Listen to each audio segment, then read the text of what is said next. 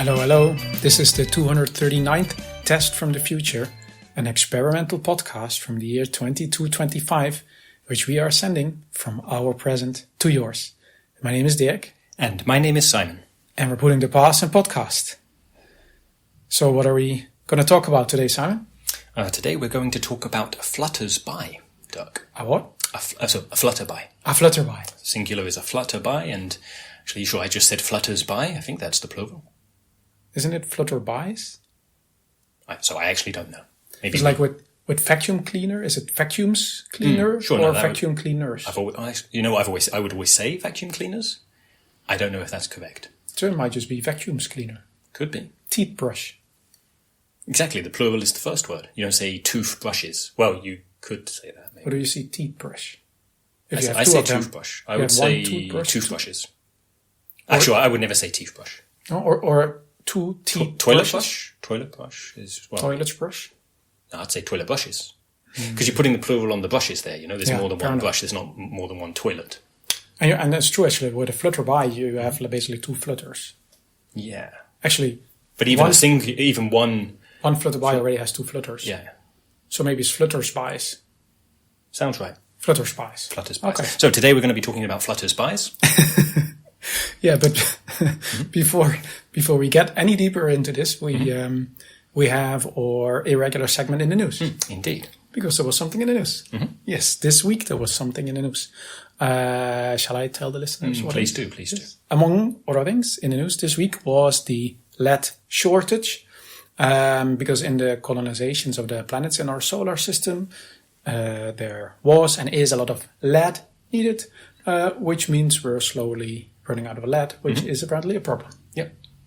Exactly, like the whole lot of lead is needed. Yep. And we've used up the readily available supplies, so now it's like a call okay, where can we get more? Yes. And how we in the 23rd century deal with such problems, we start startups. Yeah, correct. And they deal with the problem in creative ways. Exactly. They're highly motivated to find novel ways of solving things, like problems, whatever. And in this case, it's really a good idea. So I think we talked about it many episodes ago about alchemy. Mm-hmm. And so some startups are using that. They're taking gold, which there's plenty of, and not worthless exactly, but Yeah, what are you going to use it for? Exactly. I mean, so electronics use it a bit, but you don't need that much gold anymore. So basically taking gold and transmuting it into lead. Yeah. I mean, I got as far as there are startups, but what all the different startups are doing, I wasn't really following along. Sure. Okay, so they're trying to turn lead into gold. Mm-hmm. No, the other way around. Okay, gold into lead. Yes, the other one we sorted long ago. Yes. Mm-hmm. Okay. Maybe that's why we have a lead problem, because we figured out how to turn lead into gold. Right, and so maybe in the past there was way more lead around. And that kind of upset the balance in the galaxy. Well, at least in our solar system, let's say. Yes. Okay, yeah. That would make sense, because it is a bit... maybe people in the past, our listeners 200 years ago, maybe they're a bit surprised that there's a shortage of lead. I don't know what the things were like back then. Maybe they had loads of it too. Or not. Yeah, and there's lots of lead in every room. You go to the bathroom, you stumble over more lead. Maybe back then, exactly. But now there's way more gold around. Anyway, that's one avenue. Like a couple of startups are saying they're going to do that. Mm-hmm.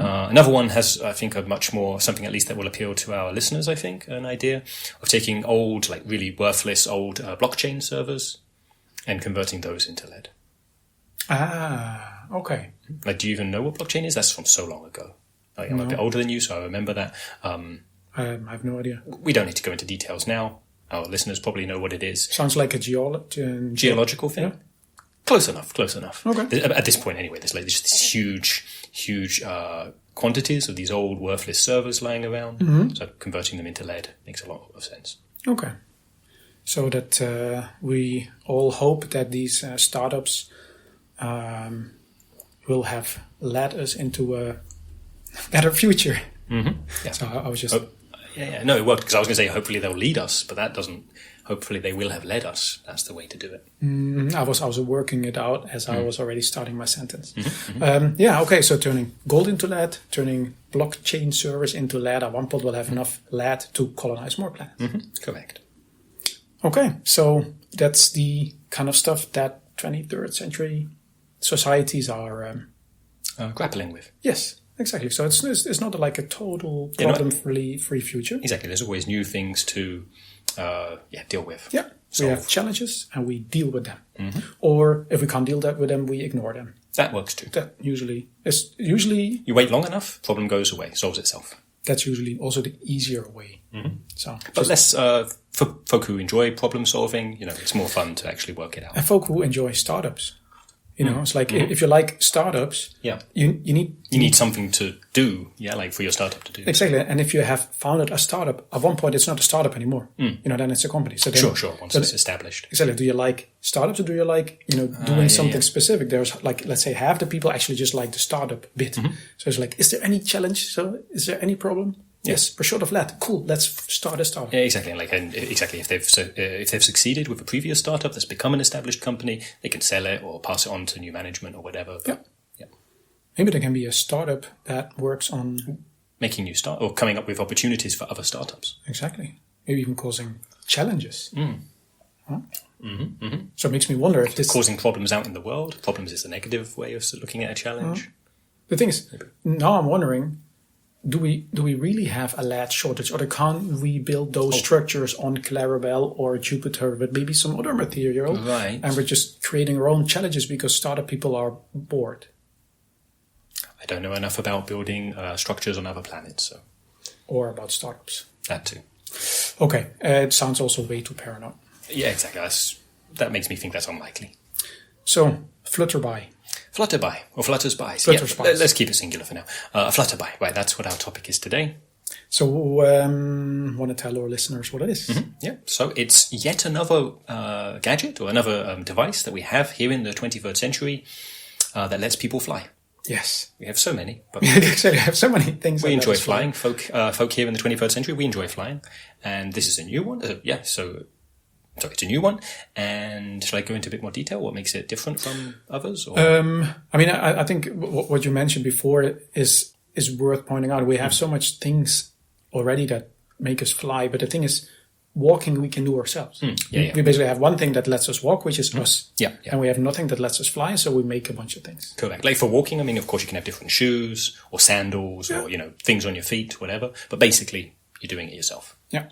And right, for flying, we do need to use technology. Exactly. But good idea to describe exactly maybe what it looks or how it works. Yeah, well, actually, to your point, so we've mentioned them before. So to just, for our listeners who haven't listened to every episode, what are some of the ways we use to fly? So obviously there's a huge range, Like if you're going with other people, probably you're in a hover car. Yeah.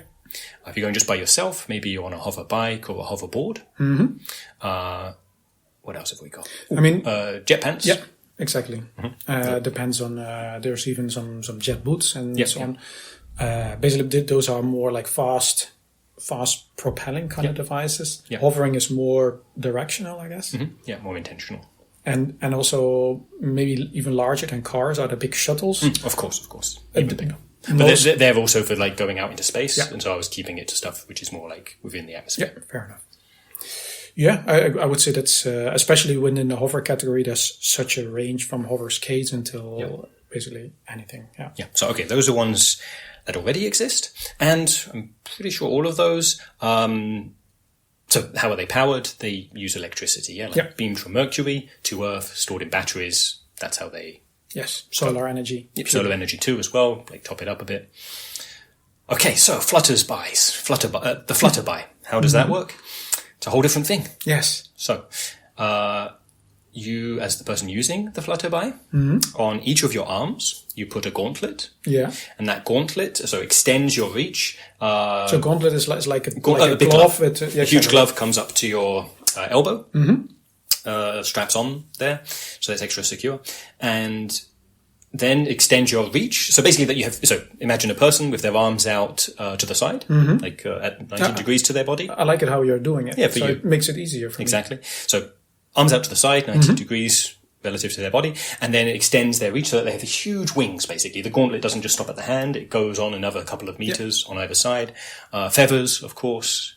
So it's pretty easy to imagine a person with big wings on their arms. Yeah, especially strapped on wings. Exactly. And in the past, folk maybe thought this, maybe many, so not 200 years ago, but much, much longer ago, maybe people were thinking, we do that, maybe we can fly. Turns out that doesn't work. Nope. Human body is way too heavy for Yep. that kind of thing to work. Birds can fly because their bones are hollow. Yeah.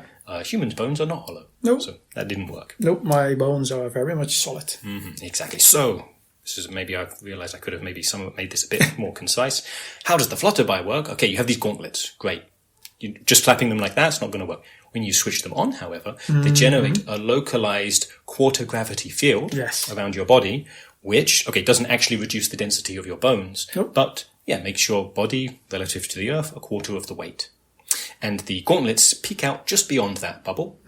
So when you flap your arms, you are able to generate enough lift to fly. Because the rest of your body uses like a quarter of the gravity that it usually uses. As a quarter of the, mass. And on top of that... that... No, not mass. Weight. True, yeah. Same mass.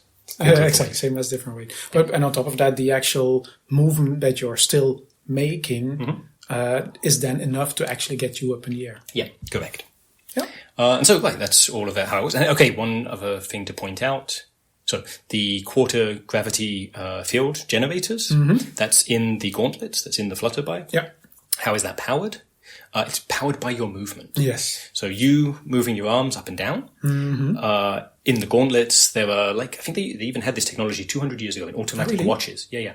In automatic watches. So you would wear a watch on your arm to tell the time. And by moving your arm, just walking around in your daily life, it would generate enough kinetic energy to power the watch. Oh. So, and that was just for a watch, though. Yeah. So this is old tech. Old tech. But now can generate enough electricity to power the quarter gravity field. Old tech used for new things. Exactly. So taking the idea of flapping your arms like a bird, combining it with old watch technology, bit of 21st century jiggery pokery. There you go. True, actually. So the whole strap on wings thing is like 400 years old. Then the whole using kinetic energy is like 200 years old, and the using it to create like a quarter gravity field is like modern day 23rd century. Combine all these centuries of ideas into one thing, and you have the Flutterby. You have the Flutterby. It's basically the how do you call it? The cumulus of all the technology ever into one device. Not all of it ever, but a whole bunch of it. Yeah. The accumulation of that. And to the point of we mentioned in the beginning of the show about startups, this was this isn't a problem that needed solving. No. Like we mentioned, there's all these other ways of flying around. But this is a really nice one. Yes. It's really cute. It's creative. I knew the idea of a Flutterby also started as a kind of like a principle. The body energy movement. This is I don't know where it came from, but a bunch of people said, it's great that we have all this solar energy through Mercury and we can power every device and anything we can think of will have enough energy forever. But we have body energy. Yeah. Like we move around. We have that too. Exactly. Basically, that's what you were describing before. I know if we're producing this energy anyway, how about using more of that? Being a little bit less dependent on the big energy source out there. Exactly. Like we all know we're going to have Mercury forever. We're always going to have that energy source. We don't need to worry about it. Yeah. But still, the principle of it, like how about we also have other sources of energy? Yeah. And you never know what's going to happen. It can't hurt to have some alternative option. So, but this basically the body energy movement is more like a principle, more like a concept. They came up with the concept. Yeah. But I think there's not enough folk who really care about that for it to be a viable product. Yeah. So it's basically, the way it's marketed, it's for fun. Yeah. And it is fun. It is to flap your arms as if they were wings. You have these gauntlets on, so let's call them wings. To flap them and actually fly. It's pretty cool. And the thing is, with a lot of the other devices that we have, especially the ones that let you fly, you basically command them. You speak to them, or you activate something, or you press a button, or whatever, and then it's like, and then you're moving out, but it doesn't feel like you've accomplished something. Right. Not in the same way like you would to your point earlier of walking. Like when you're walking, it's your own body moving, so you feel the satisfaction of that. Well, with this, you also feel the satisfaction of flapping your arms. Exactly, and you really have the feeling. So I'm doing this myself. It's like just pressing the handlebars on my overbike, for example. It just doesn't feel like I'm doing anything. Right. No. It feels a little bit like cheating. Sure, this works, but and sometimes, and sometimes that's what you're not really. You've got other concerns. You simply need to get somewhere, and you don't worry about that. But other times, it's fun to feel like you're doing the thing. And also the thing is, like, we can teleport to a lot of places, right? So like the other things we usually also use for fun or for short distances, or if you want to have a social experience or whatever. But with the Flutterby, it's also about, doing it yourself, because it's not faster, it's not more comfortable or cheaper than, well, I guess it's theoretically cheaper, but either way, there's like... Depends on the model you buy and what your other forms of transport are, yeah. But it's more fun. Definitely more fun. Also, exercise. Build up your upper body strength a whole lot. Yes. Good point, actually. Even if it's a quarter gravity, I guess. Yeah, but you still need to flap a whole lot. Yeah, that's true, yeah. So now we come to the point where we could say, by the way, we have one. Right here. In my apartment. Let's flap around a bit. And I do actually have one. Yeah. But not here. I forgot it. Well. To be fair, it's not really enough space in here. But we could have gone outside and tried. True. Or at least I think I could have still could have shown me. Yeah, and in your room I could have basically put it on, and I'm not sure like the width of your room. Yes, but I'm not sure if I could turn around in here. No, I think it's a bit too narrow. Maybe if I move my arms like askew, like more in a curve or whatever. But either way, you didn't bring it, like you forgot it. Yeah. So okay, you have one.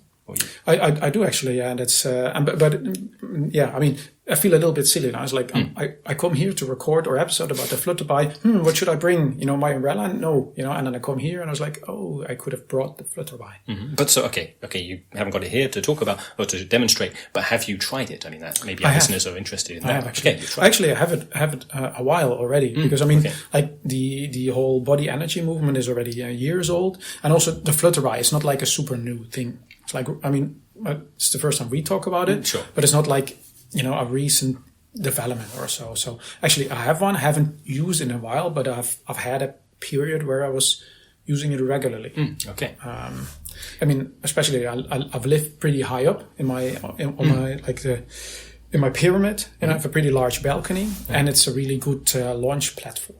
Right. So you don't need to take the stairs. Well, okay, the stairs would be silly. You don't need to take the lift to go down. You don't need to teleport. You can just jump off your balcony and fly somewhere. I mean, especially talking about exercise. I mean, it's like half fun, half exercise. Yep. And usually if I want to have this half fun, half exercise experience, I teleport somewhere and I walk. But this I can do on my balcony, basically from my balcony, because it's kind of like walking into the sky. Yeah, I see what you mean. And actually, I just, for our listeners, maybe they think we don't understand how flight works for birds, and to the point, animals with wings, or in this case, people with wings. I talked a whole lot about flapping, but especially when you're so high up. So at some point, you're also gliding, yeah? Yep. Like you're taking advantage of various thermal updrafts and so on. Yep. And what was I going to say about that? Yeah. So you also need to develop, like, through practice, you work it out. Exactly, but it comes with like training modules and so on. So you basically install a program on your lens and you get some instructions. And also, you were talking about feathers before, but you have to picture this as not like individual feathers kind of like glued together. This is kind of like in a like feather-like fabric. Yeah. So it's not straight up mimicking bird feathers, but it's along those lines. And it's also, the thing is, to get a lift off and to create this field, you need to flap, right? So, right, that's the... So you need to flap either way to get started. Yep. And then you quickly get a hang of it. You know, it's because you constantly, I mean, to go higher, most of the times you need to flap. And to maintain the quarter gravity field, you regularly need to flap. Yeah. I mean, you kind of like build up like a battery, but it's not like you can... You can't just glide the whole time. No, exactly. You have to regularly flap to gain height again, but also to maintain your... Indeed, because when the quarter gravity field switches off, your weight goes back to normal. Yeah. And then even if you're gliding, you'll be too heavy. You definitely get warning messages. Yeah. You know, it's like... I mean, you can skydive, yeah? Like when you're really up high, you can not... let the gravity field switch off for a bit. Really, like, dive bomb. Okay, but then start flapping. Start back up. It is kind of hard to flap when you're really high speed going straight down. True. So it's really hard to, get your arms again into kind of like a moving, because you have so much wind against you. It's kind of hard to get back into this. So they advise against. Is there like a safety reserve? Like for the quarter gravity field? Basically, that if you do something like that, it can slow you down enough that you can flap. I haven't tried. Sure. That would be a dangerous thing to try without knowing. What they have is basically you have this progress bar on your lens. Okay. So and then this is like if you flap and you're flying around, this is green. And if you don't flap for a while and the energy for your quarter gravity field is depleting, gets orange. And at one point it goes red and starts blinking. And if you ignore that, then the field disappears and you basically start falling. Mm-hmm. So you shouldn't do that. No, that makes sense. Yes, that's basically summarizing the advice that they gave. Mm-hmm. Yeah, you can, exactly. So, it lasts for a while, but it doesn't last as long as you would think it does. Mm-hmm. Apparently, it takes quite a bit of energy to get this quarter gravity field going. Sure. Like on each gauntlet, I think there's built into them, there's about 5 of those, the devices, like in the automatic watches, Mm-hmm. So it built up some amount of electricity, but not infinite. Have you actually ever tried it? I've read about it a bit, but I've never actually tried it myself. No. Oh, then could I borrow yours? How custom? Like, is it? Do you need to get it custom fitted, or could I just put yours? No, they're like how do you call it? They have auto tight wrapped. Ooh, right. So they adjust exactly. themselves. So they look quite big, mm-hmm. but they kind of like you put them on, they kind of slap on. Yeah. I'm not sure what the word is, but they're Yep. And then it doesn't matter how wide or small you are. And that makes sense because the more you do it, you'll build up, your muscles will get bigger, yeah? Your arms will be really buff. So exactly, it makes sense that they would adjust. At least the model I have, it also works with the more standard robot models as well. Mm-hmm. So it's even not just a human thing. Of course, robots have too wide a range. So at one point, if you don't have arms and you're round, then it doesn't really work. But it works on all humans apparently, and a lot of robot models as well. Cool. And it looks really cool. Yes, it's one of the big customization features is you can get the wings, the feathers in quotation marks, in all kinds of different patterns and designs and finishes. That's not quite the word, but pearlescent, or however you bat wings as well. I think I've seen that's pretty cool as well, especially around Halloween. Mine is a little dark purple with a golden edge along the bottom of the wing, basically gold. Okay. Glitters a little bit. That's pretty cool. Sounds good. But you're thinking of trying it then? The more we talk about it, yes. Okay. I want to give it a go. It's also because it doesn't make any noise. There's a little bit flapping, bit noise, of rustling, yeah. But if you're gliding, there's no noise, and the hover vehicles are pretty silent, but there's always a little bit like a zzz. Yeah, they have to make a noise by law, to warn people of getting close. True. But with this, it's more like walking, so you don't need to. Yeah. One thing, if you're going to try, I have to point out. Birds find you very interesting. Oh, okay. That's the one thing. Seeing people, they see people hovering around all the time, whatever, but to see someone flapping their wings, how they do. Exactly. I've not really figured out, do they take an interest because it's weird, or do they take an interest because they think you're one of them? Mm-hmm. Because usually, birds kind of ignore you, except if you have peanuts some snacks or with them. Yeah. But here, if you're flying somewhere and there's birds in the distance, they always come by. Mm-hmm. I even had a seagull sat on me. Oh, I was going to ask if they rest on you. So. Yeah, they did. Okay. But it wasn't. But really does the annoying. quarter graph field freak them out a bit, or do they not? So did it seem bothered? They didn't seem bothered at all. Okay. And I've even had it once where I was passing a flock of geese, and then they just kind of lined up behind me. Oh, right, as if you were take part of their. As if it was completely natural. Mm-hmm. Yeah. At one point they gave up because they noticed I was a pretty clumsy flyer. Sure, maybe going the wrong direction. Yes, also that. Yeah. So that's I just have to point that out. Yeah, that's pretty cool. So then, in addition to the whole thing being interesting, get to commune with some birds. Yeah. Nice. Get to experience the world, how the birds do. Mm-hmm. Yeah. I would say that's about it for the Flutterby. Mm-hmm. Flutter. Yeah, the Flutterby. Oh, so talking about the Flutterby. Yes. I think we've talked about it. There's more we could say. Hey, our listeners maybe send us some questions, but I think for now we've covered it pretty well. And also, they've 2/3 of the technology for the Flutterby they already They have. So True. they spend some time in the weekend in the garage. Maybe they can build one themselves. Maybe. Yeah, just don't do any skydiving. Don't do that. No. So, but we had a listener email.